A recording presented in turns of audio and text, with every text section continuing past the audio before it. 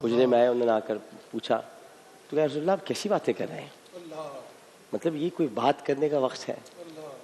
وہ بھی آپ ہی کے پیسے تھے؟ نہیں بلال، میں نے سب کے احسان، میں نے نہیں ابو بکر، میں نے سب کے احسان اتار دیے، تیرا احسان نہیں اتار سکا۔ تو ابو بکر کا احسان ہے، اپنے ذہن میں رکھیے گا۔ اور ایک اور احسان ہے، ایک اور احسان ہے، جب بھی رسول اللہ اپنی بیٹی کی طرف دیکھتے تھے، حضرت فاطمہ الزہرا ابی علیہ افضل السلام، تو ان کے چہرے پر خوشی کے تاثرات دیکھ کر وہ اکثر مولا علی سے کہا کرتے تھے، کسی باپ کے لیے اس سے بڑھ کر خوشی کیا ہوگی کہ اس کی بیٹی خوش رہے۔ علی تو نے میری بیٹی کے کلیجے کو ٹھنڈک پہنچائی ہے، تیرا مجھ پر احسان ہے، تیرا مجھ پر احسان ہے۔ علی تیری وجہ سے مجھے 2 بچے میرے حسن حسین، تیرا مجھ پر احسان ہے۔ یہ 2 صحابہ کرام ہیں جن کے بارے میں خود رسول نے فرمایا۔ ہم تو کہتے ہیں نبی پر کسی کا احسان نہیں، لیکن نبی خود کہتے ہیں میرے مجھ پر ان دونوں کا احسان۔ علامہ ابن قیم بہت بڑے بزرگ ہیں، وہ لکھتے ہیں کہ یہ جو فتح مکہ ہے یہ فتح اعظم ہے۔ دنیا کی کسی تاریخ میں ایسی فتح آپ کو نہیں ملے گی جس میں تلوار چلائے بغیر، اب میں آپ کو ایک بات سمجھاتا ہوں، یہ ہے، یہ کتاب ہے عہد نامہ عتیق۔ عہد نامہ عتیق کا باب ہے 14، اور 14ویں باب میں آیات یہ ہیں، خدا سینہ سے نکلا، طور سے چمکا، سعیر سے طلوع ہوا، طور پر چمکا، اور پھر 10,000 قدسیوں کے جلوں میں اپنی قیامگاہ میں داخل ہو گیا۔ یہاں خدا، چونکہ وہ تحریف کی گئی ہے، ترمیم کی گئی ہے، لیکن نبی کریم صلی اللہ علیہ وسلم جب اپنی قیامگاہ میں داخل ہوئے ہیں، جب اپنی خدا کو نکال کر جب اپنی قیامگاہ میں داخل ہوئے ہیں، 10,000 صحابہ کے جلوں میں آپ مکے میں داخل ہوئے ہیں۔ یعنی تورات نے آپ کی فتح مکہ کا ذکر بہت پہلے کر دیا تھا کہ 10,000 صحابہ کے ساتھ، پوری ٹوٹل تعداد تھی 10,000، 10,000 صحابہ نکلے تھے تو 2 تھے، نکلے تھے تو 2 تھے، نکلے تھے۔ یہ 11 سال میں کیا ماجرا ہو گیا، 10 سال میں کیا ماجرا ہو گیا کہ آئے تو 10,000 آئے، 10,000 آئے، ہر سال کا حساب 1,000، ہر سال کا حساب۔ یکم ہجری کو نکلے تو 2 تھے، 10 ہجری کو پہنچے تو 11ویں ہجری میں تو انتقال ہو گیا، 10ویں ہجری کو پہنچے تو 10,000 تھے۔ ان میں وہ لوگ بھی تھے جنہوں نے مدتوں سے اپنے گھر چھوڑے ہوئے تھے۔ آپ نے کہا کوئی اپنے گھر جانا چاہتا ہے؟ تو حضرت بکر نے پوچھا آپ اپنے گھر جانا چاہتے ہیں؟ رسول کریم صلی اللہ علیہ وسلم نے ارشاد فرمایا میں تو ابھی یہاں پر لوگوں سے بات کرنا چاہتا ہوں۔ سیدنا عمر نے کہا ہم آپ کو سننا چاہتے ہیں۔ مولا علی کرم اللہ وجہ الکریم، جن کی آج ضربت کا دوسرا دن ہے، اور وہ اس منزلت پر ہے کہ جہاں ہمیں سومات کر رہے ہوں گے، اللہ کی عطا سے خوش ہو رہے ہوں گے، خوش ہو رہے ہوں گے کہ ہمارا یہ چاہنے والا دیکھو کیسا عجیب ہے، فتح مکہ کے دن بھی فتح کی بجائے ہمارے ہی ذکر کیا جا رہا ہے، بتا نہیں رہا کہ فتح کیسے ہوئی۔ میں بتاتا ہوں مولا علی فتح کیسے ہوئی۔ حضرت علی کرم اللہ وجہ الکریم کے پاس بھی جھنڈا تھا، حضرت ابو عبیدہ بن جراح کے پاس بھی جھنڈا تھا، حضرت خالد بن ولید کے پاس بھی جھنڈا تھا، اسی طرح حضرت عثمان غنی کے پاس ایک الگ جھنڈا تھا۔ حضرت ابوبکر کے پاس نہیں تھا کیونکہ رسول کے ساتھ تھے، پیچھے پیچھے ان کا اونٹ چل رہا تھا۔ اور اسی طرح سے یہ بھی ایک بڑی حیرت انگیز بات ہے، شہزل آپ چلے جاؤ یہاں سے، ڈسٹربنس ہو رہی ہے، بات چیت نہیں کرو بیٹا، یہاں میرے پاس اسکرپٹ نہیں ہوتا ہے، میں اسکرپٹڈ آدمی نہیں ہوں بھائی۔ تو وہ بھی آپ کے پیچھے تھے، اب وہ آپ دونوں تو چلے گئے، وہاں پہنچے، لیکن حضرت عمر بھی آ رہے ہیں، اب سب اس طرح سے دیکھ رہے ہیں، ایسے ایسے دیکھ رہے ہیں چاروں طرف۔ مکے کی خواتین نے پردے کیے ہوئے ہیں، مرد حضرات اوپر سے جھانک جھانک کے دیکھ رہے ہیں یہ کتنا بڑا لشکر مکے میں داخل ہو گیا. مکہ بکہ تھا ایکچولی, بکہ کہتے تھے. اب بکۃ المبارک, یہ گلشن اقبال میں ریسٹورینٹ بھی ہے بکہ ریسٹورینٹ, تو بکۃ المبارک تھا. تو بکہ کے لوگ جو تھے وہ حیرانگی سے, کیونکہ بہت بڑا علاقہ تھا, یہ چھوٹا موٹا بہت آگے تک, یہ جدہ تو ابھی بنا ہے نا, جدہ تک تھا مکہ, کیونکہ وہیں سے. ہاں تو حضرت اکرمہ جو کشتی میں نکل کے گئے تھے تو کشتی کہاں سے لی تھی, وہیں سے تو گئے تھے وہ. تو جب وہ داخل ہوئے تو سب لوگ حیرانگی سے دیکھ رہے تھے, ایسے ایسے یہ کیا ہو گیا ہمارے ساتھ. تو دیکھتے دیکھتے حضرت ابو عبیدہ بن جراح کی زبان مبارک سے نکلا الیوم یوم الملحمہ. سب کو کہا الیوم, اب یہ کیسے ڈر گئے ہوں گے, آج بوٹیاں اڑانے کا دن ہے. الیوم یوم, میں ایسے کر رہے تھے یوم یوم الملحمہ. تو رسول کریم نے پیچھے مڑ کے کہا الیوم یوم المرحمہ, آج رحم کرنے کا دن ہے. آج مسکرا کے کہا, ان کی بات کو یہ نہیں کہا کہ یہ کہا یہ کیوں نہیں کہتے, یہ نہیں کہا کہ تم نے غلط کہا, یہ نہیں کہا کہ تم نے غلط کہا, بات تو جذبات کی تھی تو غلط کیسے کہتے, یہ نہیں کہا کہ تم غلط کہہ رہے ہو. عبیدہ یہ کیوں نہیں کہتے الیوم یوم المرحمہ, آج رحمت کرنے کا دن ہے, آج رحم فرمانے کا دن ہے. لا تثریب علیکم اليوم, آج کے دن کسی سے میں کوئی حساب نہیں کروں گا. سب سے پہلے عثمان کو بلاؤ, عثمان ابن طلحہ کو بلاؤ. جی آ گئے عثمان ابن طلحہ, کھڑے ہوئے, آج سر جھکا ہوا ہے. کیا ہوا عثمان, سر کیوں جھکایا ہے؟ نہیں رسول اللہ, سر تو جھکا رہے. نہیں عثمان, سر اٹھاؤ, چابیاں دو, چابیاں دو. یہ نہیں چابیاں, تمہیں یاد ہے تم نے ایک مرتبہ مجھے چابی نہیں دی تھی؟ ہاں نہیں دی تھی. کیوں نہیں دی تھی؟ یا رسول اللہ اس وقت میں غلط راستے پر تھا اور میں سمجھتا تھا کہ میں قریش کے بدترین انسان کو چابی دے رہا ہوں, معذاللہ, اس لیے میں نے آپ کو نہیں دی. رسول کریم صلی اللہ علیہ وسلم نے ارشاد فرمایا اب کون ہوں میں؟ تو آپ نے کہا دنیا کے بہترین انسان, دنیا کے بہترین انسان.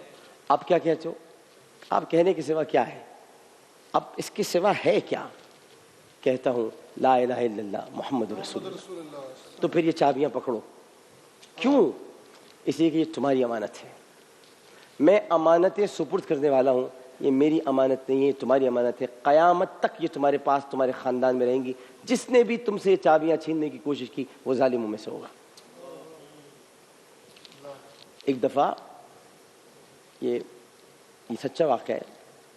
اگر مدینے میں شاہ صاحب مجھے دیکھ رہے ہوں, سید مسعود شاہ صاحب, وہ میں ادھر جا رہا ہوں, مدینے میں شاہ صاحب دیکھ رہے ہوں, تو جب آل سعود کی حکومت قائم ہوئی تو الملک عبد العزیز جو کہ عبداللہ کے والد تھے, سارے بھائیوں کے والد تھے, الملک عبد العزیز, انہوں نے یہ کہا کہ چابی ہمارے حوالے کر دیں.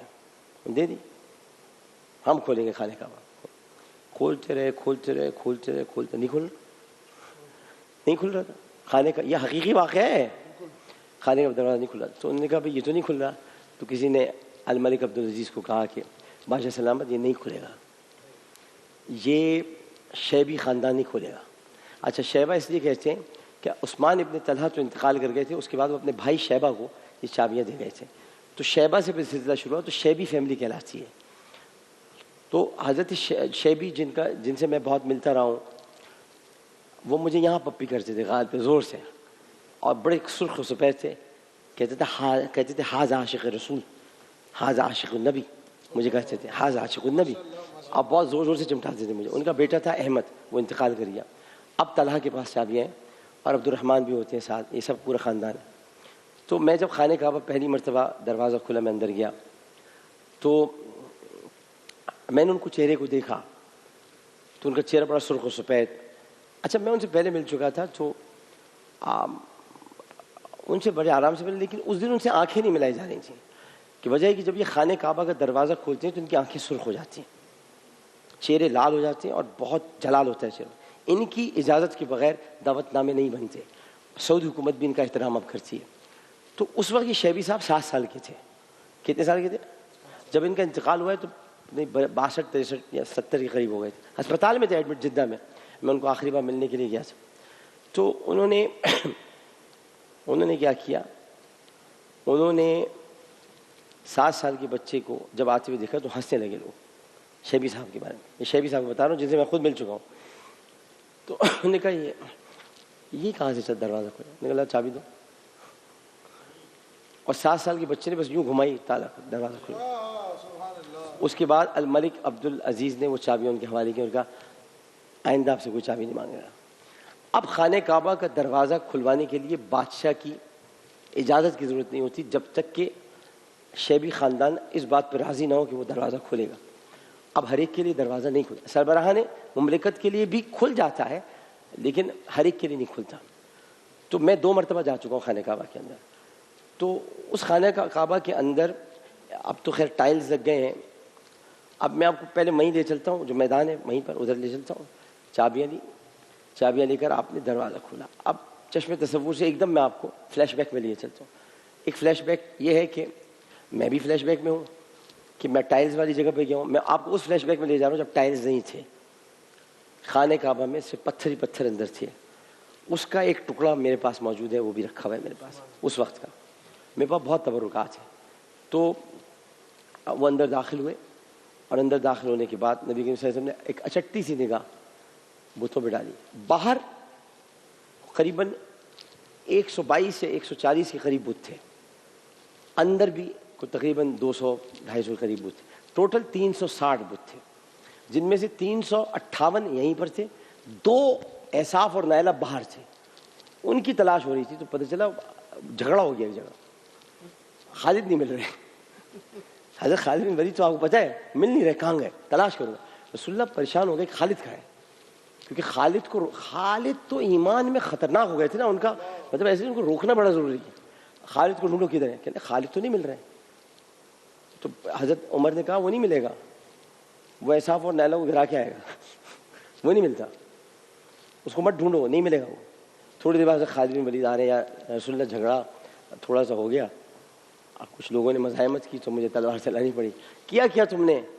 وہ احصاف اور نیلا گرا دیا میں نے. حضرت عمر نے کہا میں نے کیا کہا تھا, یہ احصاف اور نیلا کا دشمن نے گرا کے آیا ہوگا. تو خالد بن ولید نے کہا اگر میں تمہیں بتا کے گیا تھا تو اس کا مطلب ہے تم بتاتے پھرو گے. تو یہ مطلب میں آپ کو بتا رہا ہوں, جو لوگ کہتے ہیں نا معزول کیا, گورنر سے ہٹایا, فوج سے ہٹایا, یہ دوستی تھی حضرت عمر حضرت خالد کی. یہ حضرت خالد حضرت عمر کی دوستی تھی, تو حضرت خالد بن ولید کی. تو ان کو کہا اچھا بھائی آ جاؤ, گرا دیا. اب یہ 360. عمر آپ اندر تشریف لائیے. علی کہاں ہے, علی کدھر ہے؟ دیکھا علی تو ساتھ وہیں پر خانہ کعبہ کی ستون کے پاس. قصی ان کے اجداد میں سے تھے. ان کے بت کو غور سے دیکھ رہے ہیں. تو ہم نے علی کیا دیکھ رہے ہیں؟ کہہ رہے میں یہ سوچ رہا ہوں کہ اندر والے پہلے توڑ جائیں گے یا باہر والے پہلے توڑ جائیں گے. یہ ابن قیم کی لکھی ہوئی ساری باتیں ہیں جو میں بیان کر رہا ہوں. رحیق المختوم بھی کتاب میں بھی بہت سارے واقعات ملتے ہیں اسی طرح کے. تو انہوں نے کہا یہ سوچ رہا ہوں, کہہ رہا آپ اندر آئیے. اب آپ کو پتہ ہے, آج ایک بات آپ کو اور بتاؤں, مولا علی, میرے مولا علی, آپ کے مولا علی, ہم سب کے مولا علی, جس کو مولا کہنا پسند ہے اس کے مولا علی.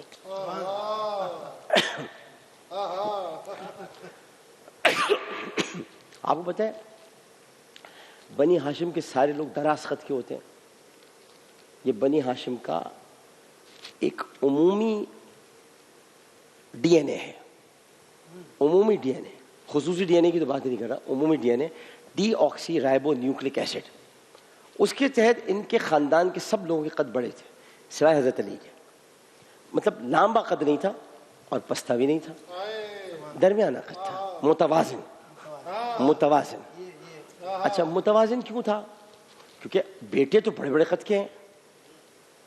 حضرت امام حسن اور حسین کے آپ قد دیکھیں, خیر قد کیا دیکھیں, ہم تو دیکھ ہی نہیں سکتے, ہم تو دیکھ ہی نہیں سکتے, ہماری آنکھیں اس قابل نہیں.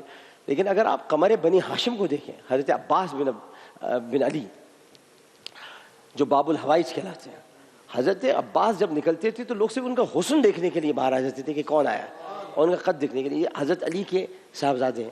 تو سوال یہ ہوتا ہے کہ بچوں کے قد تو اتنے بڑے بڑے, آپ کا قد متوازن کیوں؟ میں بتا دیتا ہوں, آج یہ مسئلہ بھی حل کیے دیتے ہیں. پرابلم کی کیا بات ہے؟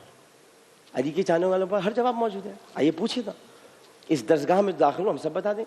ہم جھگڑے نہیں کریں گے, آپ کو جواب بتا دیں, بتا دیں. رسول اللہ کھڑے ہوئے, دراز قد ہے, ان پر علی کھڑے ہوئے.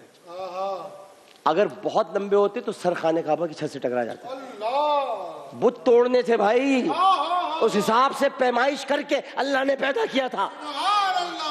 سبحان اللہ. بت توڑنے تھے، ڈاکٹر صاحب کیا پیمائش کر کے خدا نے پیدا کیا ہے کہ جس کو بت توڑنے اس کا قد اتنا ہی ہونا چاہیے، کیونکہ وہ نبوت کے کاندھوں پہ کھڑا ہوگا. اللہ بس طاقت تھے، شرم نہیں آتی، بس طاقت تھے، اللہ.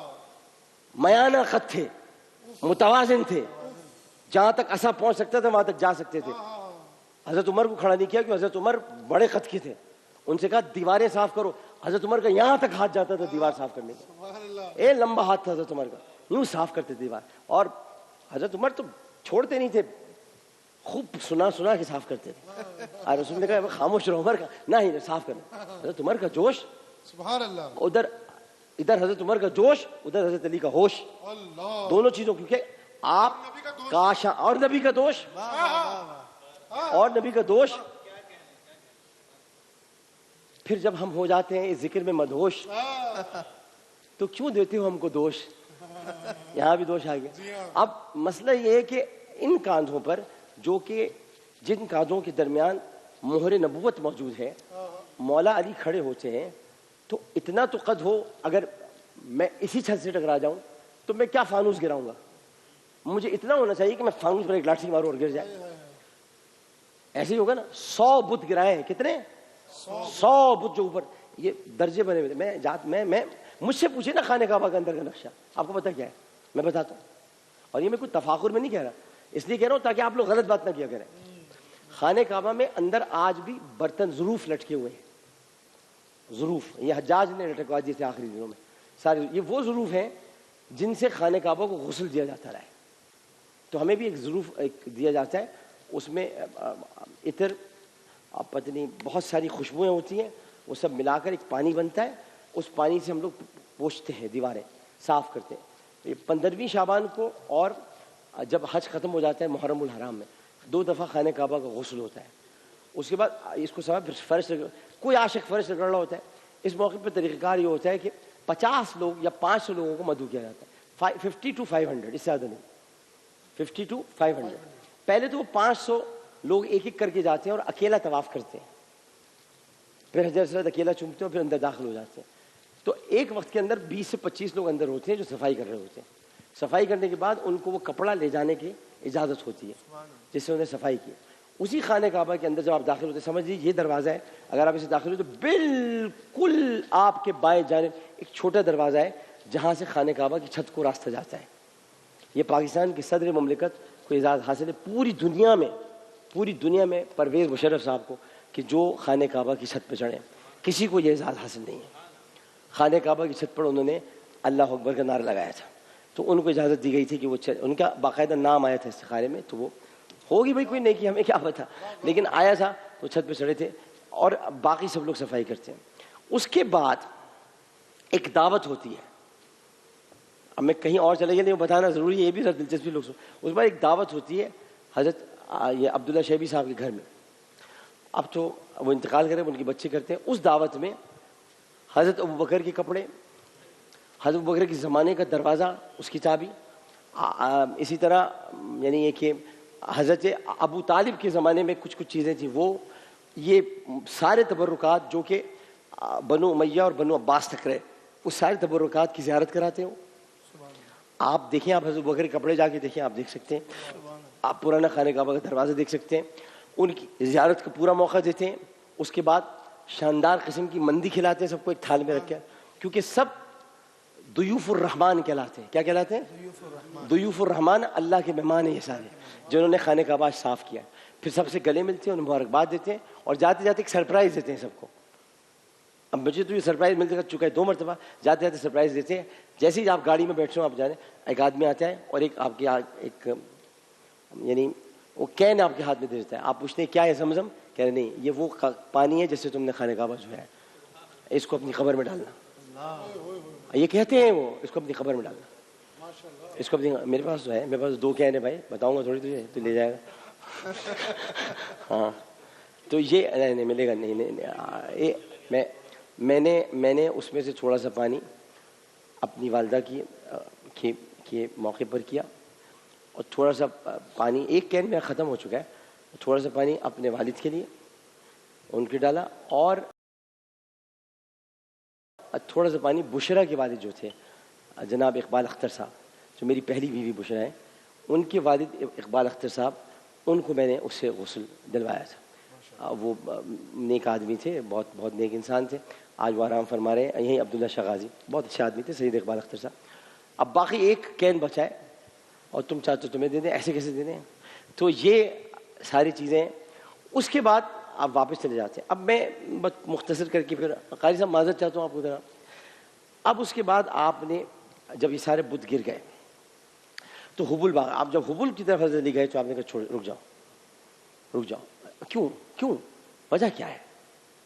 نبی کو حبل کے بہت تانے دیے گئے، نبی کے سامنے حبل کی قسمیں بہت کھائی گئی، رسول اللہ اس کو خود گرانا چاہتے تھے، خود گرانا چاہتے تھے۔ آپ نے اپنا عصا اٹھایا، علی کو نیچے اتار دیا۔ اب اندازہ ہو گیا نا کہ آپ کا ہاتھ، لوگوں، حضرت عمر کہتے ہیں میں نے رسول کے ہاتھ کو اتنا کھنچتا ہوا لمبا ہوتے ہوئے نہیں دیکھا، یعنی خانہ کعبہ کی چھت تک کسی بشر کا ہاتھ نہیں جا سکتا، یہی نبوت کی نشانی تھی۔ حضرت موسیٰ کی کیا نشانی تھی؟ بغل سے ہاتھ نکالا تو سفید تھا، ہاں، ہمارے نبی کی نشانی یہ تھی کہ یہاں سے ہاتھ چھت تک چلا جاتا تھا، بڑھتا رہتا تھا بڑھتا رہتا تھا بڑھتا رہتا تھا۔ آپ نے اصلیہ جیسے ہی حبل کے سر پہ آیا یوں گرایا، دھڑ کر گر گیا، بس اتنا سا، ٹک، دھڑ سے گر گیا۔ جیسے ہی حبل گرا ہے، جیسے ہی حبل گرا ہے، اس کی آواز باہر تک آئی ہے، جیسے حبل گرا ہے سب کی آواز ہوئی، اشہد ان لا الہ الا اللہ، اشہد ان لا الہ الا اللہ، اشہد ان لا الہ الا اللہ، اشہد ان لا الہ الا اللہ۔ یہ نعرے گونج رہے تھے کہ مولا علی باہر نکلے نے کہا اشہد ان محمدًا عبدہ و رسولہ، اشہد ان محمدًا عبدہ و رسولہ۔ یہ سب نے مل کے پھر نعرے لگانا شروع کیا، حضرت عمر بھی اس نعروں میں شامل تھے۔ 3 افراد گئے تھے خانہ کعبہ کے اندر، ان 3 سے رشتہ کیسے توڑ دو، کیسے توڑ دو؟ تو یہ ہستیاں وہاں رہیں۔ اور ڈاکٹر صاحب یہی وہ ہاتھ تھا نا جی، وہ جب جنت میں گوشوں پہ جب آپ صلی اللہ علیہ وسلم کا ہاتھ، جو آپ نے بتایا تھا کہ وہ جنت میں انگور کے گوشے شاید، ہاں انگور کے خوشے، انگور کے خوشے، یہی ہاتھ تو آپ کو توڑ دیں گے۔ ہاں بالکل صحیح بات، یہی بات تو۔ اور آپ کو کیا پتا کتنی لائنیں لگی ہوں، رسول کا ہاتھ دستے کرم سے جامع کوثر کتنے تو لوگوں کو پلا رہا ہوگا، وہ تو پیالوں کی طرح گھوم رہا ہوگا نا، جس کو پینا ہے پیتا رہے، جس کو پینا ہے پیتا رہے۔ تو اس موقع پر آپ باہر آئے، پھر آپ نے خطبہ دیا، خطبہ دیا، حج کا خطبہ نہیں، خطبہ دیا، فتح مکہ کا خطبہ، جو آج تک کسی کو نہیں پتا۔ فتح مکہ کا بھی ایک خطبہ ہے، حج کا خطبہ تو سب کو پتا ہے، وہ خطبہ حجۃ الوداع ہے۔ اس میں آپ نے بہت احکامات، احکامات، الیوم اکملت لکم دینکم یہیں پہ مکمل ہوا ہے، واتممت علیکم، یہ مطلب یہ کہ پوری آیت نازل ہو گئی تھی، یہاں دین مکمل ہو گیا۔ یہ تھا دینی خطبہ، یہ دینی بھی تھا، سماجی بھی تھا، معاشی بھی تھا، ثقافتی بھی تھا، اور جنگوں کے بعد فاتح سلوک کیسا کرتے ہیں یہ خطبہ بھی تھا۔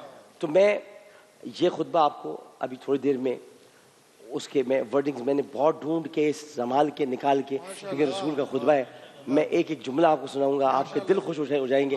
میں نے پڑھا تو میں تو پڑھتا رہتا ہوں، تو میں تو اشش کر اٹھتا ہوں۔ یہ میری راتوں کے پڑھنے کی ان دنوں کی باتیں، ابھی تو رمضان کی راتیں میں پڑھائی اتنی نہیں ہوتی جتنی میں اس سے پہلے کر لیتا ہوں، 6-7 دن میرے لیے بہت ہوتے ہیں۔ آپ نے دیکھا ہوگا میں باتیں ریپیٹ نہیں کر رہا ہوتا، اسکرپٹ میرے پاس ہوتے نہیں ہیں، I am not a scripted person. کبھی شروع میں ہوتے بھی تو میں ہٹاؤ اس کو ہٹاؤ، برمٹر بند کرو، ہٹاؤ، کائی کی ضرورت۔ تو اب جو بات میں آپ کو بتاؤں گا وہ پوری علمی تحقیقی بات ہوتی ہے، اس لیے میں نے ہمیشہ کہا ہے میرا جتنا مذاق اڑا سکتے اڑا لو، میرے کانٹینٹ پر انگلی اٹھا کے دکھاؤ تو بات کروں گا۔ بات تو یہ ہے۔ تو میں پہلے چلتے ہیں تلاوت کلام۔ فتح مکہ خطبہ کبھی نہیں، یہ بڑا اچھا یہ سوال آپ لوگ کر لے گا جی۔ میں نے کہا خطبہ پہلے نہیں کبھی سنا۔ فتح مکہ کا خطبہ ہم نے اس لیے کبھی نہیں سنا کیونکہ ہم خوش اتنے ہیں ماشاءاللہ کہ ہم سمجھتے ہیں سب اسی وقت یہ مکمل ہوا اور تمام چیزیں، اور رسول اللہ کی تو ایک ایک بات نصیحت کی طرح۔ جی مکرم بھائی، وہ ایک جو آیت مبارکہ ہے وہ قل جاء الحق وزهق الباطل، یہ اسی موقع کی تھی؟ جی اب بہت اچھا پوچھا۔ یہ حبل کو گراتے وقت پڑھی تھی، اسی وقت آپ پر وحی نازل ہوئی تھی، اور آپ نے جب حبل گر رہا تھا تو آپ نے یہ بات پڑھی تھی، بے شک حق آ گیا اور باطل مٹ گیا، حق آ گیا اور باطل مٹ گیا، اور بے شک باطل مٹنے کے لیے ہی ہے۔ تو یہ وہ باطل تھا جس کو آپ نے گرایا تھا۔ بالکل 100% یہ اسی وقت وہی نازل ہوئی ہے. ایگزیکٹلی آپ نے بالکل صحیح پوچھا ہے, اسی وقت یہ وہی مبارکہ نازل ہوئی تھی. اور آپ کا چہرے کا رنگ متغیر ہو گیا تھا کیونکہ بہت بڑا کام ہونے جا رہا تھا, بہت بڑا کام. آپ کو پتہ ہے کتنے عرصے سے رکھے ہوئے تھے؟ 3,500 سال سے رکھے ہوئے تھے. اللہ 3,500 سال سے بت رکھے ہوئے تھے. 3,500 ایئرس یہ رکھے ہوئے تھے بت. اس کے بعد گر رہے ہیں, ڈر جاتا ہے آدمی. تو پھر سوچیں کہ کیا ذہن میں اس وقت چہرے کا رنگ باہر آئے. باہر آ کر آپ ایک دم آپ کو دیکھ کر سب خاموش. سراقہ بن مالک کہتے ہیں کہ رسول کریم صلی اللہ علیہ وسلم جب آتے تھے یا کوئی بات کرتے تھے تو صحابہ ایسے سنتے تھے کہ جیسے پرندوں نے ان کی سروں پہ گھونسلے بنا رکھے. اللہ یوں بس. نہیں دیکھنا بھی ایسی ہے. کچھ دیکھ سکتے تھے سروں کو, نہیں سر دیکھتے تھے لوگ. آگے آگے آگے آگے سر دیکھتے تھے, اور جو آگے ہوتے تھے وہ ایسے ہوتے تھے. رسول کو دیکھتا کوئی نہیں تھا.